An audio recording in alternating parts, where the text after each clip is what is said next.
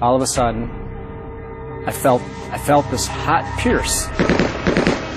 Then everything went black. Matthew and Nancy Botsford worked hard and played even harder. They pursued everything in life with gusto, except when it came to God. I knew God existed, but that's it. That's it. Yeah, that's it. But everything changed on one March night in 1992. Matthew and two sales associates were in Atlanta on business. They had just left a restaurant and had gone outside to catch a taxi when suddenly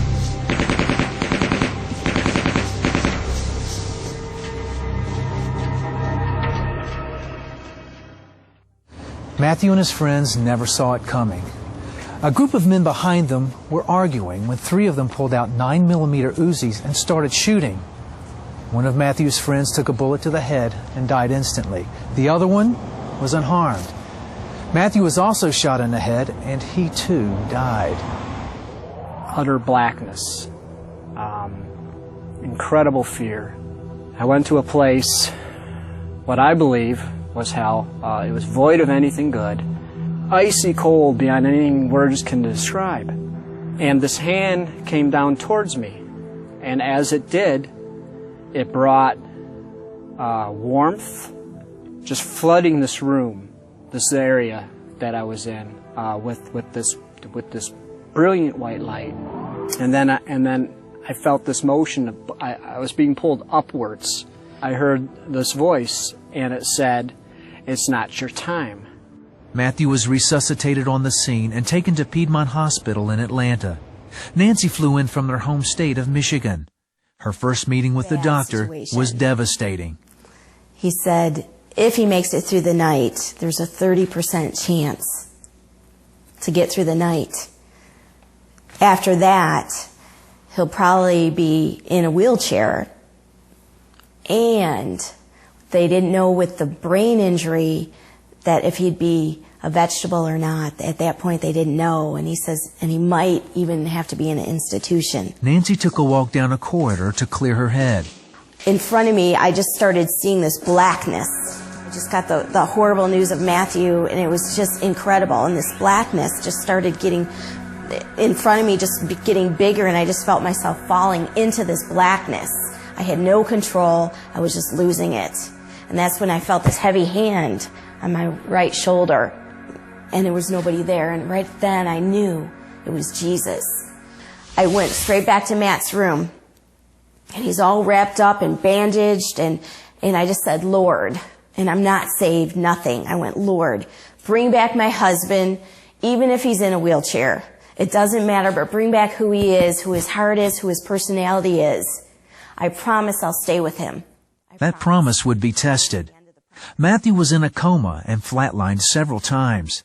Nancy lived hour to hour as it seemed that one crisis followed another. But with every crisis came a glimmer of hope. It seemed like every situation, it would be critical, and then things would turn around. He was put on a kidney dialysis. They said, oh, he'll be on this for 3 weeks, 3 days. Things turned around. After 27 days, Matthew awoke from his coma. It was incredible. It was like being reconnected. But as soon as that connection, and he woke up, I said, that's it. So the whole focus was now to get him on his feet, to go against the odds that he's going to be in a wheelchair, he's going to an institution. The left side of Matthew's body was paralyzed. But even worse, the damage to his brain affected his ability to think and perform even the simplest of tasks. They returned to Michigan, where Matthew started rehab, trying to rebuild his body and his mind. The rehab was painful. I mean, physically it was painful. Cognitively it was painful. I mean, I remember I would do simple things like run through the alphabet in my head, make sure I could go from A to Z. They were teaching me and helping me how to eat. For 2.5 long years, Matthew worked through the pain with Nancy by his side. Progress was slow. He eventually left the wheelchair and walked with a cane. But recovering mentally was a much slower process. But Nancy remembered her promise to stay with Matthew through it all. Cognitively, he was not with it. He was in La La Land. And so, yeah, it was that thought of, boy, I didn't sign up for this. But I remembered I made that promise, and that was stronger than what I signed up for.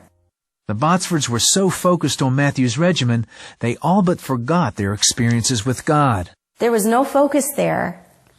There was no focus. It was all about Matthew and get him, more, to get more therapies. That is, until they moved to Florida. One day Matthew met a neighbor while out taking a walk. And I remember kind of like looking up and saying, hey, where's a good church around here? And I was just like, floored me what came out of my mouth and floored my wife. I said, what? We're not looking for a church. But eventually they attended an Easter service. We just knew then. We both looked at each other and said, this is it. This is what we need. And it was this peace, this anchor, this stability. It just like took us over. Through the years, they began to recognize God's hand in their journey. Today, Matthew walks without the help of a cane.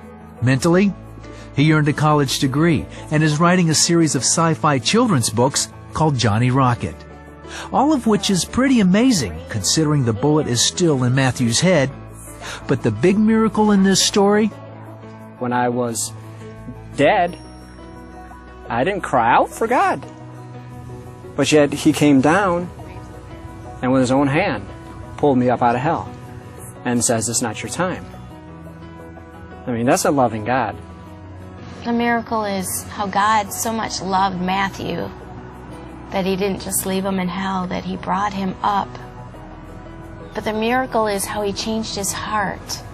God exchanged his heart for Matthew's and gave him his own. That's the miracle.